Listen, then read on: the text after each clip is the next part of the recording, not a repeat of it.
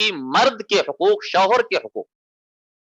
کے حقوق جو اس کی بیوی کے اوپر عائد ہوتے ہیں. تو ان میں سب سے پہلا حق ہوتا ہے وہ ہے عورت کے اوپر واجب ہے کہ وہ اپنے شوہر کی فرما برداری کرے. عورت پر شوہر کی اطاعت اور فرما برداری واجب ہے، جیسا کہ اللہ نے فرمایا فالصالحات قانتات حافظات للغیب بما حفظ اللہ. بس نیک عورتیں وہ قانتات ہیں، قنوت کہتے ہیں اطاعت کو، یعنی فرما بردار ہوتی، اپنے شوہروں کی فرما بردار ہوتی ہیں. یہ نیک عورتوں کی صفت ہے کہ وہ اپنے شوہروں کی فرما بردار ہوتی ہیں. حافظات للغیب بما حفظ اللہ، حفاظت کرتی ہیں اس کی جان اور مال اور عزت اور آبرو کی اس کے غائب آنے میں، اس وجہ سے کہ اللہ نے ان چیزوں کی حفاظت کی ہے. تو اسی لیے شوہر کی اطاعت بیوی پر واجب ہے. اللہ کے نبی صلی اللہ علیہ وسلم فرماتے ہیں، مسند احمد کی حدیث ہے، حضرت ابو ہریرہ سے روایت ہے کہ رسول اللہ صلی اللہ علیہ وسلم نے فرمایا اذا صلت المرأة خمسها وصامت شهرها وحصنت فرجها واطاعت بعلها قیل لها ادخل الجنة من ای ابواب الجنة شئت. کہ جب عورت 5 وقت کی نمازیں پڑھتی ہے، رمضان کے روزے رکھتی ہے، اپنی شرمگاہ کی حفاظت کرتی ہے اور اپنے شوہر کی فرما برداری کرتی ہے، تو اس سے قیامت کے دن کہا جائے گا کہ تو جنت کے جس دروازے سے چاہے جنت میں داخل ہو جا. حضرت ابو ہریرہ سے روایت ہے کہ اللہ کے نبی صلی اللہ علیہ وسلم نے فرمایا مستفاد المؤمن بعد تقوى الله عز وجل من زوجة صالحة ان امرها اطاعته وان نظر اليها اسرته وان غاب عنها حفظته في نفسه وماله. کہ اللہ تعالی اللہ عز و جل کے تقوی کے بعد ایک مسلمان کے لیے جو سب سے بہترین فائدے والی چیز اس کو حاصل ہوتی ہے وہ نیک بیوی ہے کہ جب وہ اسے کوئی حکم دیتا ہے تو اس کی فوراً اطاعت کرتا ہے، اور جب اسے اس کی طرف دیکھتا ہے تو اسے خوش کرتی ہے، اور جب وہ اس سے دور رہتا ہے تو اس کی اپنی جان میں اور اس کے مال میں اس کی حفاظت کرتی ہے. اور شوہر کا جو مقام ہے اس کو سمجھنے کے لیے اب یہ جو میں حدیث پیش کر رہا ہوں کافی ہے، جو عبداللہ ابن ابی اوفا سے روایت ہے کہ رسول اللہ صلی اللہ علیہ وسلم نے فرمایا لو كنت آمرا احدا ان يسجد لاحد لامرت المرأة ان تسجد لزوجها. کہ اگر میں کسی کو اجازت دیتا کہ وہ غیر اللہ کے لیے سجدہ کرے تو میں بیوی کو اجازت دیتا کہ وہ اپنے شوہر کے لیے سجدہ کرے. اسی طریقے سے شوہر کے جو حقوق میں سے دوسرا ایک حق وہ یہ ہے کہ شوہر کو اللہ نے یہ حق دیا ہے کہ وہ اپنی بیوی کو اگر وہ نافرمان ہو جائے تو اس کو ادب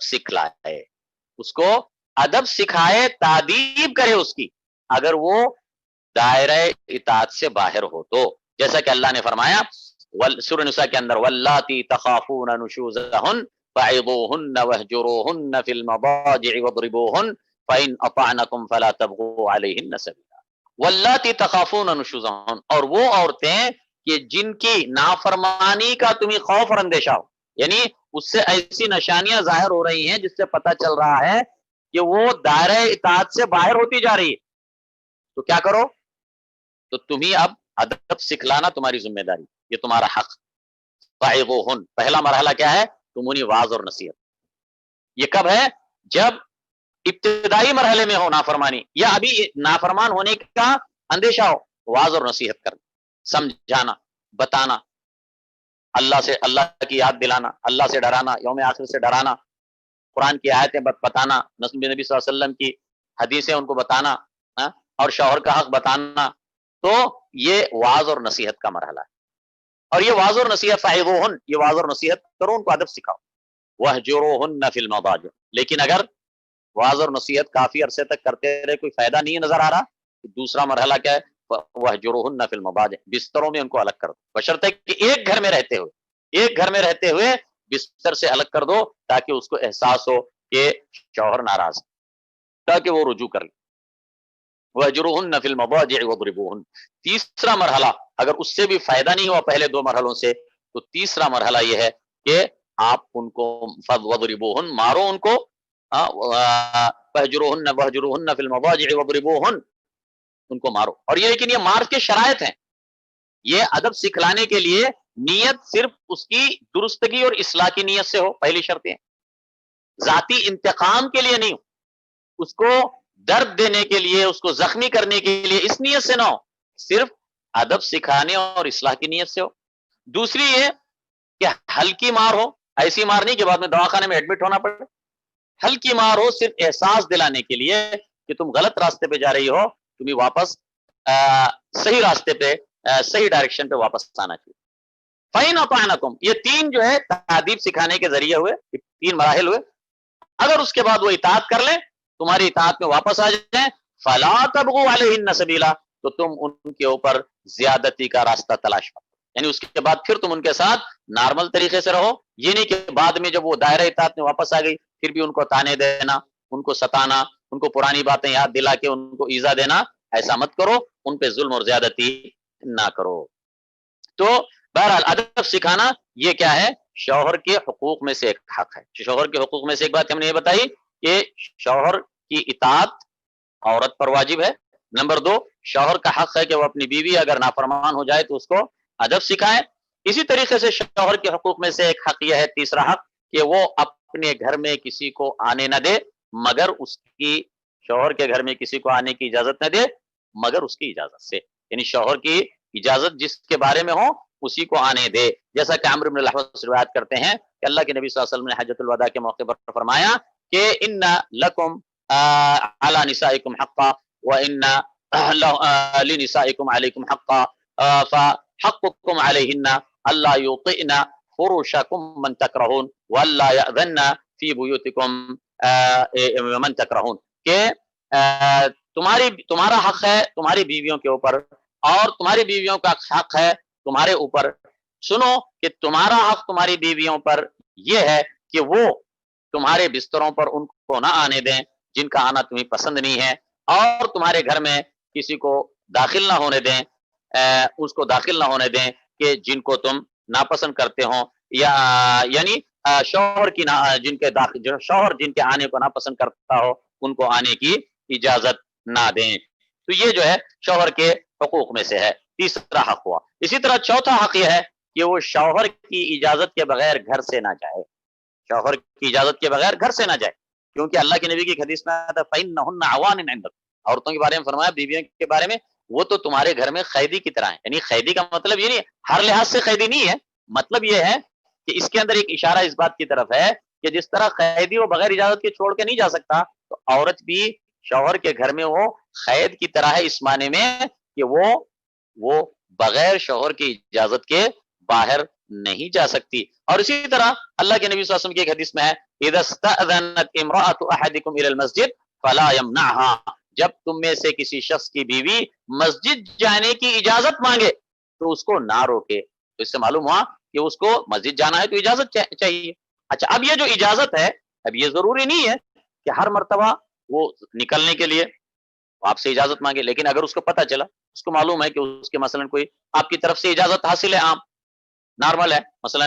کوئی مدرسہ ہے اسکول میں جو ہے نا مدرسہ کا کام کرتی ہے، معلوم ہے کہ 8 بجے وہ جاتی ہے، معلوم ہے اس کو روز جانا چاہتی ہے اور آپ کی طرف سے کوئی اعتراض نہیں ہے، تو ضروری نہیں کہ نکلنے سے پہلے ایک بار جو ہے ہر روز پوچھیں، ایسا مطلب نہیں. جب اجازت عام اجازت حاصل ہے کوئی مسئلہ نہیں، اس کی طرف سے ایک اجازت آپ کو پتہ ہوتی ہے، اس کی طرف سے پتہ ہوتی ہے، اس کو اعتراض نہیں ہے، تو اس کے بعد جو ہے وہ اجازت کے حکم میں ہے، تو اس میں کوئی حرج نہیں. لیکن جب پتہ چلے شوہر نے کہا کہ بغیر اجازت کے نہیں جانا ہے تو پھر اجازت لے کے جانا پڑے گا. تو یہ شوہر کے گھر سے بغیر اجازت کے وہ نہیں جائے گی. اور اسی طریقے سے پانچواں حق شوہر کا یہ ہے کہ وہ شوہر سے ایسی چیزوں کا مطالبہ نہیں کرے گی جو جس کی ضرورت نہیں ہے، ایسی سامان کی، ایسی چیزوں کی، ایسی کمالیات کی، آسائشوں کی فرمائش نہیں کرے گی جس کی ضرورت نہیں ہے یا جو اس کی طاقت اور استطاعت میں نہیں. تو آج کل کیا مشکل ہے، بہت ساری عورتیں یہ کیا کرتی ہیں، بہت ساری عورتیں وہ دوسروں کو دیکھتی، دیکھو وہ فلاں پڑوسن ہے، وہ فلاں رشتہ دار ہے، وہ فلاں ہے، وہ جو ہے وہ ایسی گاڑی میں گھومتی ہے، وہ ایسے بہترین کپڑے پہنتی ہے، وہ فلاں جگہ چھٹی میں جو ہے نا وہاں کے سیاحت پر جا کر آتی ہے، وہ اس کے بچے جو ہے نا وہاں پر بڑے پرائیویٹ اسکولوں میں، مہنگے مہنگے اسکولوں میں پڑھتے ہیں وغیرہ وغیرہ، دوسروں کو دیکھ کر وہ اپنے شوہر سے ویسی چیز مانگنے لگتی ہے۔ یہ درست نہیں، یہ درست نہیں۔ ہر ایک کی اپنی استطاعت الگ ہوتی ہے۔ ایک جوڑا ایک کپڑا، ایک کپڑا 5 دینار کا ایک جوڑا بھی ہوتا ہے، 25 دینار کا بھی ہوتا ہے، 50 دینار کا بھی ہوتا ہے، 100 دینار کا بھی ہوتا ہے، 500 دینار کا۔ آپ دوسروں کا دیکھ کر آ کے اپنے شوہروں کو پر دباؤ ڈالیں گی کہ مجھے بھی ایسا ہی دلا دو، درست نہیں۔ شوہر کی اپنی استطاعت، لینفق ذو سعۃ من سعتہ، کہ ہر صاحب استطاعت اپنی استطاعت کے مطابق خرچ کرے۔ اللہ نے خرچ کی ذمہ داری ڈالی ہے، لیکن ہر مرد اپنی استطاعت کے مطابق خرچ کرے گا، اور عورت کو چاہیے کہ وہ اپنے شوہر پر غیر ضروری بوجھ نہ ڈالے، غیر ضروری مطالبات لے کر نہ آئے، دوسروں کی کاپی نہ کرے، دوسروں کو دیکھ کر اپنی دل چھوٹا نہ کرے، بلکہ وہ شوہر سے جو اس کی ضرورت کی چیزیں وہ لے اور اس کی استطاعت کا خیال کرتے ہوئے ان چیزوں کو کرے۔ یہ بہت ضروری ہے، اور بہت ساری عورتیں خواہ مخواہ اپنے عورتوں کو، اپنے شوہروں کو مختلف قسم کے مطالبات کر کے تنگ کرتی ہیں، اور یہ نہیں دیکھتی کہ شوہر کی مالی استطاعت کیا ہے،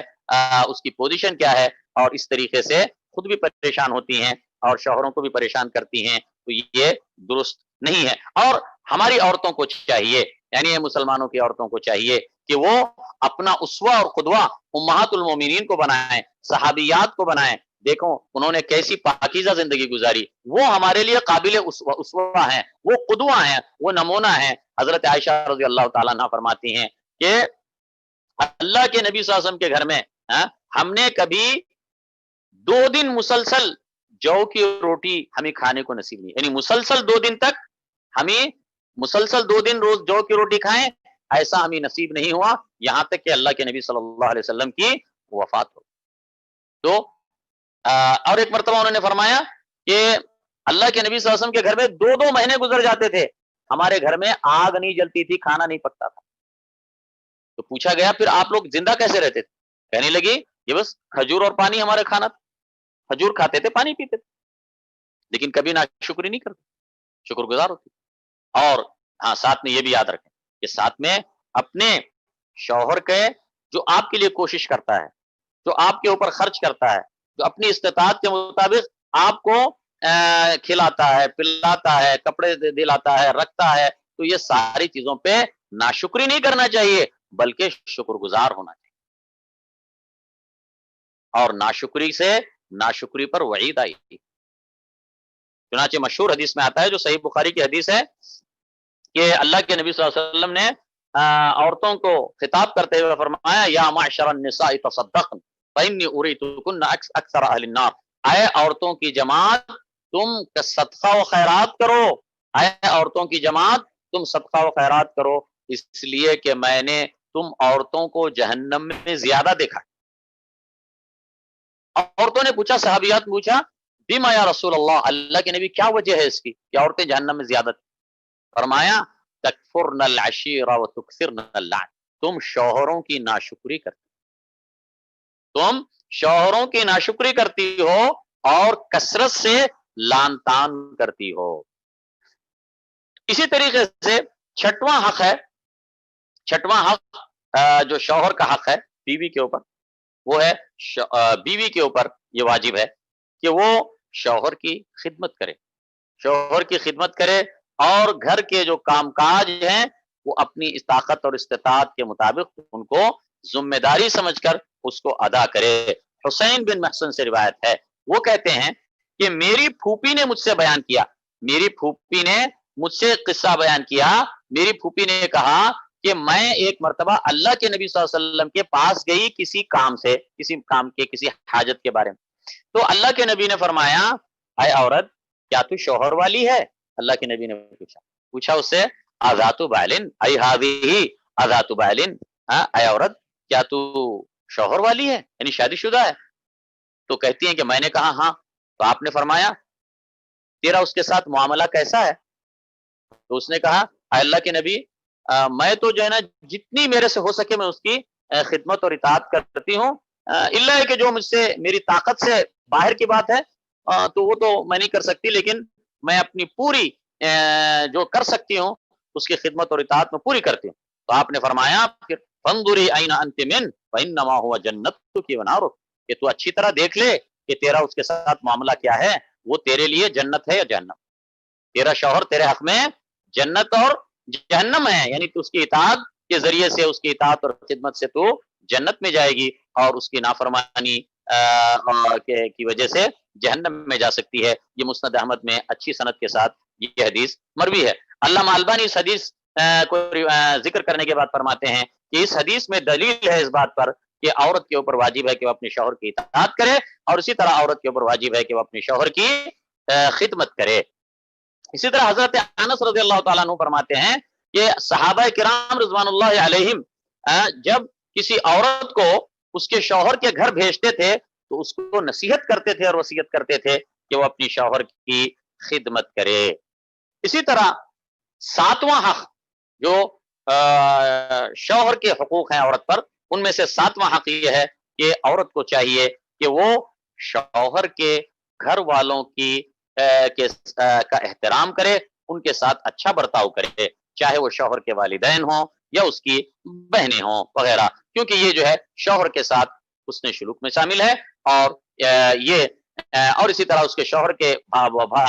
جو والدین ہیں ان کے ساتھ حسن سلوک یہ بڑوں کے ساتھ حسن سلوک میں شامل ہے. اور یہ جو شوہر کے ماں باپ ہوتے ہیں اس کے لیے ماں باپ ہی کی طرح ہیں، اور جو شوہر کی بہنیں ہیں تو وہ اس کے لیے اپنی بہنوں کی طرح ہوتی ہیں. تو خواہ ان سے جھگڑے مول لینا، بدسلوکی کرنا، یا اسی طرح آپس میں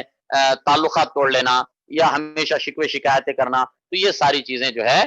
مناسب نہیں ہیں. 8واں حق شوہر کے حقوق میں سے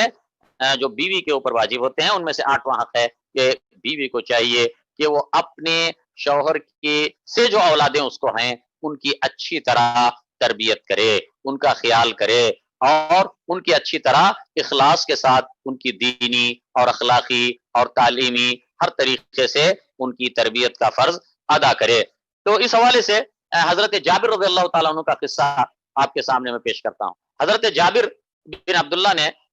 شادی کی. اللہ کے نبی صلی اللہ علیہ وسلم نے فرمایا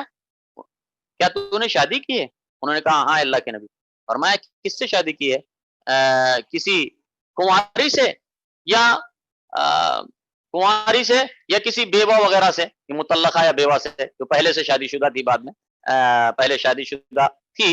اس کا شوہر مر گیا یا طلاق ہو گئی، اس کو عربی میں کہتے ہیں سیب، یعنی کسی کنواری سے کی ہے یا کسی سیب سے. تو انہوں نے کہا سیب سے کی ہے. سیب یعنی پہلے وہ شادی شدہ تھی، پھر طلاق ہو گئی یا اس کا شوہر مر گیا وغیرہ. تو اللہ کے نبی نے فرمایا، جابر جوان تھے، جابر بن عبداللہ، تو اللہ کے نبی نے فرمایا حلا بکرن تلاعبها وتلاعبک، کیوں کسی کنواری سے شادی نہیں کی تاکہ تو اس کے ساتھ کھیلتا اور وہ تیرے ساتھ کھیلتی، یعنی تو اللہ کے نبی نے ان سے اس طرح کہا. تو حضرت جابر نے جواب دیا، حضرت جابر نے کہا نہیں اللہ کے نبی، میں نے میری بہنیں ہیں، یعنی ان کے باپ شہید ہو گئے تھے، جابر بن عبداللہ کے باپ غزوہ احد میں شہید ہو گئے تھے اور بچیاں چھوڑ گئے تھے، اور روایت میں 9 بچیاں تھیں ان کی. تو یہ حضرت جابر کی کفالت میں آ گئی ہیں. تو کہنے لگے اے اللہ کے نبی، اصل میں بات یہ ہے کہ میرے باپ شہید ہو گئے اور انہوں نے 9 بچیاں چھوڑی ہیں، یعنی میری بہنیں جو میرے گھر میں ہیں. تو میں نے یہ نہیں چاہا کہ کسی کنواری کو لا لوں تو وہ ان کی صحیح تربیت نہیں کر پائے گی، تو اسی لیے میں نے جو ہے ایک سید سے شادی کی. اور ایک روایت میں یہ الفاظ آتے ہیں کہ اللہ کے نبی، میں نے یہ مناسب نہیں سمجھا کہ انہی کی طرح کوئی ایسی چھوٹی بچی لا لوں جو بچیوں کے ساتھ بچی بن جائے، تو اسی لیے میں نے جو ہے کسی سیب کو شادی کر کے لایا ہے تاکہ جو ہے وہ ان بچیوں کا خیال رکھ سکے، ان کی جو ہے نا کنگھی چوٹی کر سکے، اور ان کے جو ہے ضرورتیں وغیرہ پوری کر سکے. تو اللہ کے نبی نے یہ سن کر کہا اصبتا، ہاں تو نے ٹھیک کیا، ہاں تو نے صحیح کیا. تو اس سے بھی معلوم ہوا کہ یہ عورت کی ذمہ داریوں میں یہ بات شامل ہے کہ وہ اپنے شوہر کی خدمت کرے اور اس کے گھر کے کام کاج وغیرہ صحیح طریقے سے انجام دے. تو یہ جو ہے حقوق ہیں جو میں نے آپ کے سامنے بیان کیے ہیں، اور اس میں موضوع میں اور بھی بہت ساری چیزیں ہیں، لیکن جو اہم چیزیں ہیں وہ میں نے آپ کے سامنے بیان کر دی ہیں. اور جیسا کہ آخر میں ایک بات میں یاد دلاتا ہوں کہ یہ جو شوہر اور بیوی کے حقوق ہیں، متبادل حقوق ہیں، تو یہاں پر بہت سارے لوگ، بہت سارے مرد بھی اور بہت سارے عورتوں بھی ایک غلطی کرتے ہیں، وہ یہ کہ وہ ہمیشہ یہ جاننے کی کوشش کرتے ہیں کہ میرے کیا حقوق ہیں، معلوم کر کے، تاکہ وہ دوسرے فریق سے بولے کہ میرے حقوق ہیں، میرے حقوق پورے دو۔ اپنے حقوق پر ہی زیادہ نظر ہوتی ہے کہ میرے حقوق مجھے ملیں پورے مکمل، لیکن اپنی جو ذمہ داریاں ہیں ان پر نظر نہیں کرتے، اپنی ذمہ داریوں کو ادا کرنے کی فکر نہیں کرتے، اور یہ غلط ہے۔ بلکہ پہلی آپ کی کوشش یہ ہونی چاہیے کہ میری جو ذمہ داریاں ہیں، میرے اوپر جو واجبات ہیں، ان کو میں پہلے ادا کروں، یہ پہلی ترجیح ہونی چاہیے، تاکہ میں اللہ کے پاس بری الذمہ ہوں، اللہ کے پاس میری پوچھ گوچھ نہ ہو، میں بری الذمہ ہو جاؤں، میری ذمہ داریوں کو صحیح طریقے سے ادا کر کے۔ اور حضرت عبداللہ بن عباس، یہ بڑے جلیل القدر صحابی ہیں، کیا زبردست بات انہوں نے بتائی۔ وہ کہتے ہیں کہ میں یہ نہیں چاہتا، حضرت عبداللہ بن عباس نے کہا، میں یہ نہیں چاہتا یا میں اپنے لیے کہ میں اپنی بیوی سے میں میرے پورے حقوق میں حاصل کروں، میں یہ نہیں چاہتا کہ میرے بیوی سے میرے جو حقوق اس کے اوپر واجب ہیں وہ پورے کے پورے میں حاصل کروں، اس لیے کہ اگر ایسا ہوگا تو پھر اس کے جو حقوق میرے اوپر واجب ہیں وہ بھی مجھے مکمل طور سے دینے پڑیں گے۔ یعنی اگر میں اس سے پورا حق لے کر میرے سے کچھ کوتاہی اور تقصیر ہو جائے تو پھر میں کیا ہوں گا، میں اللہ کے پاس مسئول ہوں۔ اور پھر یہ آیت پڑھتے تھے کہ وَلَهُنَّ مِثْلُ الَّذِي عَلَيْهِنَّ بِالْمَعْرُوفِ، کہ ان عورتوں کا بھی ایسے ہی حق ہے جیسے ان کے اوپر حق ہے معروف طریقے سے، وَلِلرِّجَالِ عَلَيْهِنَّ دَرَجَةٌ، اور مردوں کے لیے ان پر ایک گنا درجہ اور فضیلت حاصل ہے۔ اور آخر میں پھر ایک اور بات یہ کہ دیکھیں آج کا دور بڑا پرفتن دور، یہ بڑا پرفتن دور ہے، اور آج جو ہمارے دشمن ہیں، ہمارے دین کے دشمن ہیں، ہمارے ذات سے ان کو دشمنی نہیں ہے، ہمارے دین سے، ہماری شریعت سے ان کو دشمنی۔ یہ تو جو یہ لوگ مسلسل وہ مسلمانوں کو دین سے برگشتہ کرنے کی فکروں میں لگے ہوئے ہیں، سازشوں میں لگے ہوئے ہیں، اور آج کے دور میں جو میڈیا نے غیر معمولی ترقی کی ہے تو اس کا فائدہ اٹھا کر وہ لوگوں کو گمراہ کرنے میں لگے ہوئے ہیں، خاص طور سے عورتوں کو انہوں نے نشانہ بنایا۔ دشمنان اسلام نے خاص طور سے عورتوں کو نشانہ بنایا ہوا ہے تاکہ اس کو خراب کر دیں۔ جب عورت کو خراب کریں گے، عورت کو بگاڑ دیں گے تو پھر خاندان بگڑ جائے گا، پھر خاندان بگڑے گا تو پورا سماج بگڑ جائے گا، اور جب سماج بگڑ جائیں گے تو یہ پوری امت بگڑ جائے گی۔ تو اس کے لیے انہوں نے عورت کو ہدف بنایا ہوا ہے۔ اس کے لیے خبردار، کبھی خاص طور سے عورتوں سے اور اسی طرح مردوں سے، کہ کبھی بھی دشمنان اسلام کے پروپیگنڈے میں نہ آئیں اور اپنی شریعت کے اوپر ثابت قدم رہیں۔ اللہ نے جو ہمیں شریعت دی ہے، جو کتاب و سنت کے احکام اور تعلیمات ہیں، اس پر ثابت قدمی سے چلیں، اسی میں ہماری دنیا اور آخرت کی سعادت اور کامیابی ہے۔ وآخر دعوانا ان الحمدللہ رب العالمین۔